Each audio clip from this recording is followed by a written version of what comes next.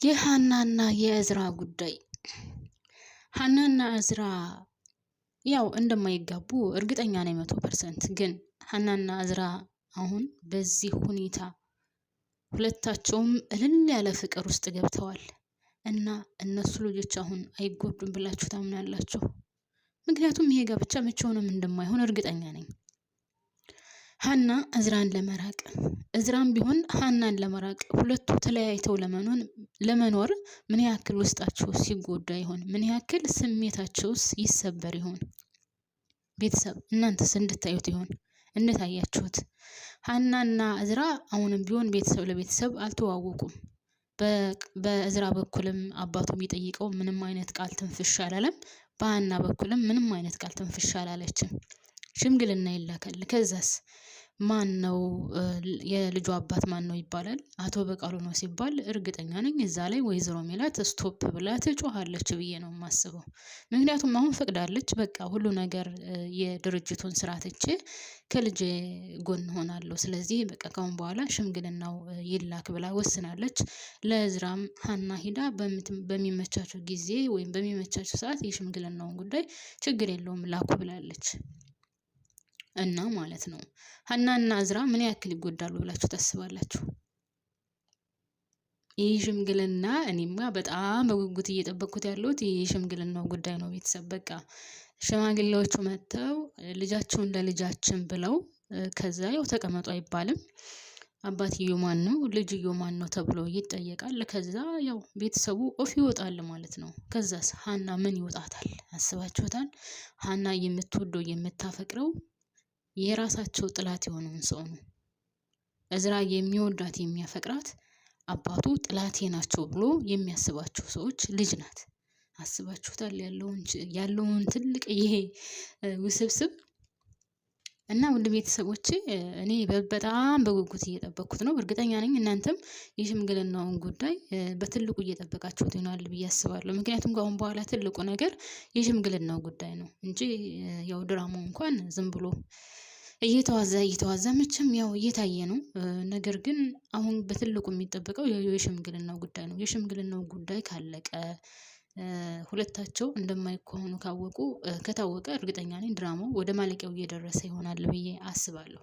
ለማንኛውም ሰላም የኔ ምርጦች እንዴት ናችሁልኝ? ሰላም ናችሁ ወይ? በያላችሁበት ሰላማችሁ ብዝዝት ይበልልኝ የኔ ምርጦች። ስለምታበረታቱን ደግሞ ከልብ ነው የማመሰግነው። እውነት አዲስ የሆናችሁ ሁልጊዜም ቤቴ ጋር ጎራ ስትሉ ሰብስክራይብ አድርጋችሁ የደወል ምልክቷን ስለምትጫማትና ላይክ ስለምታደርጉልኝ ከልብ ነው የማመሰግነው። አሁንም ቢሆን እባካችሁን ከጎን የሆናችሁ ላይክ፣ ሰብስክራይብ፣ ሼር እያደረጋችሁ አበረታቱኝ። ለእናንተ ምንም አይቀነስባችሁም አይደል ቤተሰብ? ለእኔ ደግሞ ስለሚጠቅመኝ ነው። ሰብስክራይብ አድርጋችሁ የደወል ምልክቷን ተጫኗት እሺ ማሮች፣ ስወዳችሁ ማለት ነው። ነባሮቹ ደግሞ የላይክ ምልክቷን ጫን እያደረጋችሁ እስከ ቪዲዮ ፍጻሜ ድረስ አብራችሁን ቆዩ። ስለ ቪዲዮ ወይም ስለ ድራማው ሀሳብ አስተያየት ካላችሁም እስኪ አካፍሉኝ። ሃናና እዝራ ምን አይነት እጣ ፈንታ ይገጥማቸዋል ብላችሁ ታስባላችሁ? እውነት ሽምግልናው ከመጣ በኋላ ሁለቱ ልጆች ፍቅራቸው ይቀጥላል ወይስ ይቋረጣል? በቤተሰቦቻቸው ጸብ ምክንያት ይህ ፍቅር ተቋርጦ ይቀር ይሆን? የሁላችንም በጉጉት የምንጠብቀው ይመስለኛል ማለት ነው። ያው ይሳካል ብዬ እንኳን አላስብም። ብቻ ግን በትልቁ በጉጉት የምጠብቀው እኔ በበኩሌ የሽምግልናውን ጉዳይ ነው። ምን ይከሰት ይሆን? ምን ይፈጠር ይሆን? የአቶ በቃሉ ስም እዛ ቤት ሲጠራ ምን አይነት ክስተት ይከሰት ይሆን የሚለው እኔም በጉጉት እንድጠብቀው እያደረገኝ ነው ማለት ነው። ውድ ቤተሰቦቼ እርግጠኛ ነኝ እናንተም እንደዛው በጉጉት እየጠበቃችሁት ይሆናል ማለት ነው። ሌላው የድንብላልና የተምቹ ፍቅር ነው። የትምቹና የድንብላል ፍቅር እውነት ለመናገር በጣም ግራ የሚያጋባ ነው። ድንብላል አሁን ምንም ነገር እንደማትፈልግ ድሮም ጀምራ የምትገልጸው ነው እና ተጋብተን እንቀመጥ ነው። ተጋብተው ተቀምጠው ግን ተምቹ ሌላውን ትታችሁት እንደው የሚያድሩበት እንኳን ቤት የላቸውም። በጋብቻው ዙሪያ ምንም አይነት ሀሳብ የለውም ተምቹ። እሷ ግን ደግሞ ምንም ነገር አልፈልግም ብቻ ጠቅልለኝና አንድ ላይ እንሆን ነው የምትለው። እሱ ደግሞ ይሄንን ነገር በጭራሽ ሊቀበለው አልቻለም። ይጋባሉ ወይስ አይጋቡም? እስኪ እናንተ ሀሳባችሁን አካፍሉኝ። ሲቀጥል በጣም ተዋደዋል። በነገራችን ላይ በጣም ተፋቅረዋል። በጣም ይዋደዳሉ። ግን ምን ዋጋ አለው? ድህነት። ማርያምን አንዳንድ ጊዜ እኮ ማጣት በጣም ነው የሚያስጠላው። በጣም እውነት ነው የምላችሁ። እና እቤት ድረስ ሄዶ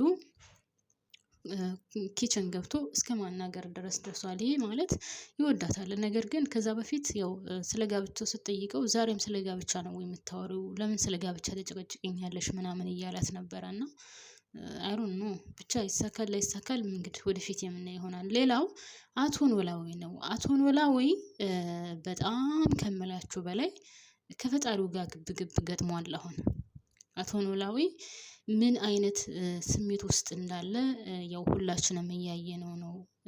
በዛ ላይ ደግሞ እኔ ፋኖስ አሳዝናኛለች። ሌላ ወንድ አላቅም። እናንተ ሌላ ወንድ ወይም ደግሞ ያረገዝኩለት ሌላ ወንድ ከሆነ አባቱ ላልሆነ ልጅ ለምን እሄዳለሁኝ? እኔ ልጅን ለማሳደግ በጣም ዝግጁ ነኝ። በጣም ፈልገው ነበር መውለድን። ስለዚህ አርግዣለሁ። እናም አባቱ ሌላ ቢሆን ኖሮ ወደ አቶ ኖላዊ ምን አስኬደኝ?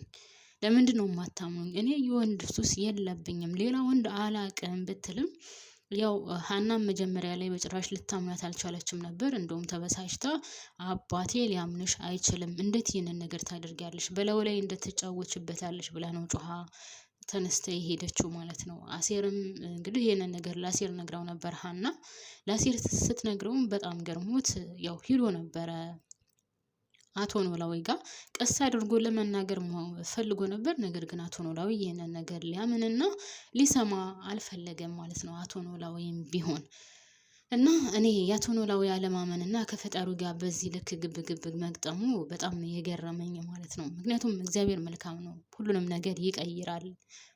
ህይወትን እሱ በፈለገው መንገድ ማስተካከል የሚችል አምላክ ነው እና በዚያ ላይ ያው ባለፈውም እንደነገርኳችሁ አቶ ኖላዊ ሴት አይደለም ወንድ ነው። ሴት ብትሆን ያው የጊዜ ገደብ አላት።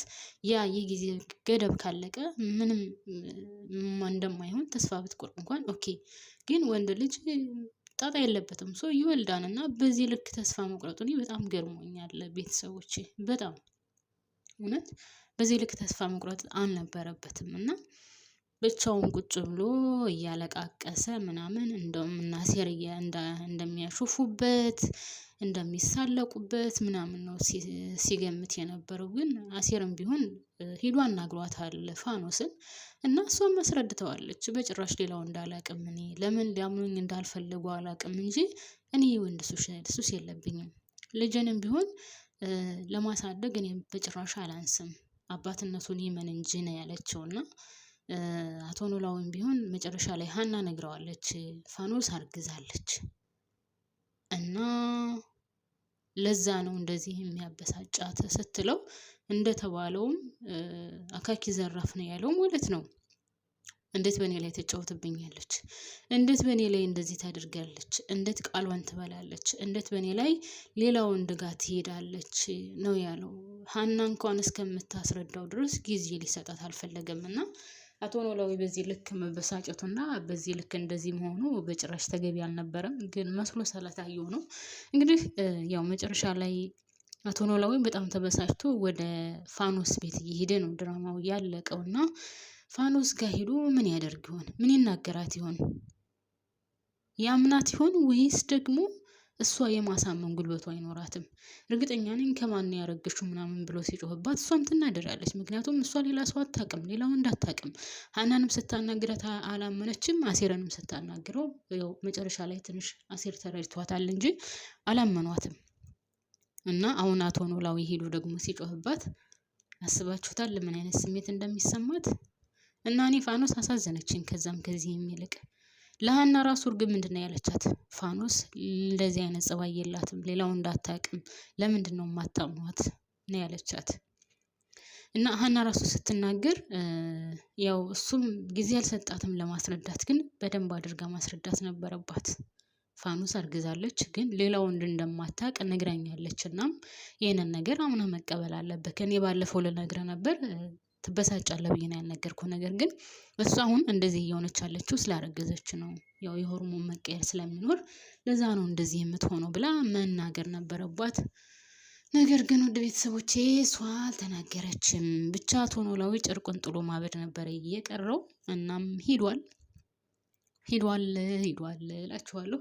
እንግዲህ ፋኖስ ፈጣሪ ይድረስልሽ ነው የምለው። እና ውድ ቤተሰቦቼ እኔ እዚህ ላይ አበቃለሁኝ። ማሮቼ ፍቅሮቼ ሰብስክራይብ አድርጉልኝ አደራ።